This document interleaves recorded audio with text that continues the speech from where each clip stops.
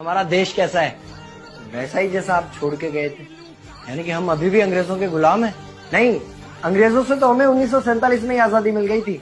अच्छा, तो अब तो हमारे अपने लोग देश चलाते होंगे ना? हाँ, तब तो देश काफी आगे बढ़ गया होगा। जब हमारे अपने लोग देश चला रहे हैं तो गरीबी और भ्रष्टाचार का तो नाम ही नहीं होगा। सबको बराबर हक दिया जाता होगा, किसानों और मजदूरों का अच्छा ध्यान रखा जाता होगा ना?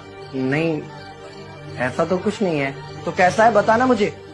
कैसे हमारे अपने नेता, हमारे आजाद भारत के नेता, 100 साल हो गए मुझे गए हुए, बताना।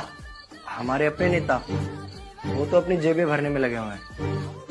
आने वाली 7 पीढ़ियों को नहीं बल्कि 700 पीढ़ियों को ना कमा कर खाना पड़े उस चीज के इंतजाम में लगे हुए हैं। तो तुम लोग क्या कर रहे हो और हमारे देश का युवा क्या कर रहा है? हम लोग तो इंस्टाग्राम पर रील्स देखने में बिजी हैं। यानी कि हमारी कुर्बानी का देश के लोगों पर कोई असर नहीं पड़ा। देश के लोगों में कोई देशभक्ति नहीं, कोई देश प्रेम नहीं। नहीं, ऐसा नहीं है। आपके लिए और देश के लिए बहुत प्रेम है भारत के लोगों के दिलों में। हर 15 अगस्त और 26 जनवरी को तिरंगा फहराते हैं, पूरे जोश के साथ भारत माता की जय बोलते हैं और आपकी डीपी भी लगाते हैं। और भारत और पाकिस्तान के क्रिकेट मैच के दौरान तो हमारी देशभक्ति पीक पर होती है। तुम इसे देशभक्ति समझते हो? तो फिर क्या है देशभक्ति? अगर तुम्हारी देशभक्ति समाज को सुधारने में, गरीबों को अच्छी शिक्षा या बराबर का हक नहीं दिलाती तो कोई काम की नहीं है तुम्हारी देशभक्ति। भ्रष्ट नेताओं और सरकार के खिलाफ आवाज उठाओ, लोगों को एकजुट करो। लेकिन अगर हमने सरकार के खिलाफ आवाज उठाई या नेताओं से सवाल पूछे तो हमें एंटी नेशनलिस्ट कहा जाएगा या हमें गद्दार करार दे दिया जाएगा। तो डरता है। 23 साल का था मैं जब अंग्रेजों ने मुझे फांसी पर चढ़ा दिया। मुझे तो आतंकवादी कहा गया था।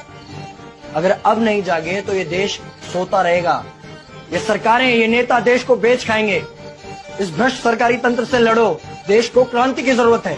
क्रांति यानी कि हमें हथियार उठाने होंगे, बंदूकें उठानी होंगी जैसे आपने उठाई थी। नहीं, हमारी क्रांति विचारों की थी। जब अंग्रेजी हुकूमत ने हमारी आवाज नहीं सुनी तो हमने और जोर से आवाज लगाई और अपने विचार रखे।